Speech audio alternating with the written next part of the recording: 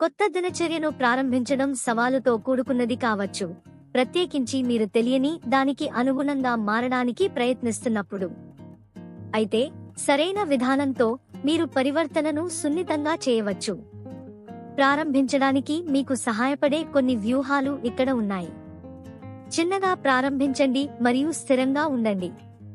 కొత్త దినచర్యను ప్రారంభించేటప్పుడు చాలా మంది చేసే అతిపెద్ద తప్పు ఏమిటంటే ఒకేసారి చాలా ఎక్కువ మార్చడానికి ప్రయత్నించడం. ఒక చిన్న మార్పుతో ప్రారంభించి దానికి స్థిరంగా కట్టుబడి ఉండండి. ఉదాహరణకు, మీరు ప్రతిరోజు వ్యాయామం ప్రారంభించడానికి ప్రయత్నిస్తుంటే రోజుకు కేవలం 10 నిమిషాలతో ప్రారంభించి క్రమంగా దానిని పెంచండి. వాస్తవిక లక్ష్యాలను నిర్దేశించుకోండి. ప్రారంభంలో మీరు ఏమి సాధించగలరో వాస్తవికంగా ఉండండి. మితిమీరిన ప్రతిష్టాత్మక లక్ష్యాలను నిర్దేశించుకోవడం నిరాశ మరియు అలసటకు దారితీస్తుంది. మీ దీర్ఘకాలిక లక్ష్యాలను చిన్న లక్ష్యాలుగా, నిర్వహించదగిన పనులుగా విభజించండి. తద్వారా మీరు కాలక్రమేణా పురోగతిని చూడవచ్చు. షెడ్యూల్ రాయడం. మీ రోజు లేదా వారాన్ని ముందుగానే ప్లాన్ చేసుకోండి. మీరు మీ కొత్త దినచర్యను షెడ్యూల్ చేసినప్పుడు దానికి కట్టుబడి ఉండటం సులభం అవుతుంది. కార్యకలాపాల కోసం నిర్దిష్ట సమయాలను సెట్ చేయండి మరియు వాటిని మీరు మిస్ చేయలేని అపాయింట్మెంట్ల వలె పరిగణించండి.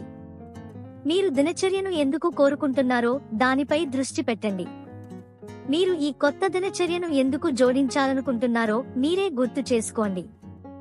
అది ఆరోగ్యంగా, మరింత ఉత్పాదకంగా లేదా కొత్త నైపుణ్యాలను అభివృద్ధి చేసుకోవడానికి అయినా కారణాన్ని దృష్టిలో ఉంచుకోవడం కఠినమైన రోజులలో మిమ్మల్ని ప్రేరేపించడంలో సహాయపడుతుంది. మీ పురోగతిని ట్రాక్ చేయండి. మీ రోజువారీ పురోగతిని ట్రాక్ చేయడానికి జర్నల్, యాప్ లేదా క్యాలెండర్ను ఉపయోగించండి. ప్రతి విజయవంతమైన రోజును తనిఖీ చేయడం మీకు సాఫల్య భావాన్ని ఇస్తుంది మరియు కొనసాగించడానికి మిమ్మల్ని ప్రోత్సహిస్తుంది. మీ పట్ల ఓపికగా ఉండండి. అలవాట్లు ఏర్పడటానికి సమయం పడుతుంది మరియు మార్గంలో కొన్ని అడ్డంకులను ఎదుర్కోవడం సాధారణం. మీరు తప్పు చేస్తే మీపై కఠినంగా ఉండకండి. తిరిగి ట్రాక్లోకి వచ్చి ముందుకు సాగండి. గుర్తుంచుకోండి, కన్సిస్టెన్సీ ఇస్ కీ. జవాబుదారీతనం కనుగొనండి. మిమ్మల్ని జవాబుదారీగా ఉంచడంలో సహాయపడే స్నేహితుడు, కుటుంబ సభ్యుడు లేదా సహోద్యోగితో మీ లక్ష్యాలను పంచుకోండి. మీ పురోగతిని వేరొకరు తనిఖీ చేస్తున్నారని తెలుసుకోవడం మిమ్మల్ని ప్రేరేపించడంలో సహాయపడుతుంది. చిన్న విజయాలను జరుపుకోండి. మీ కొత్త దినచర్యకు కట్టుబడి ఉండటానికి మీరు వేసే ప్రతి అడుగు విజయమే. చిన్న మైలురాళ్లను జరుపుకోండి. అది మొదటి వారం మీ దినచర్యను పూర్తి చేయడం లేదా ఏదో ఒక విధంగా మెరుగుపరచడం. స్థిరత్వానికి ప్రతిఫలంగా మిమ్మల్ని మీరు భావించుకోండి. ఉన్న అలవాట్లను పెంచుకోండి.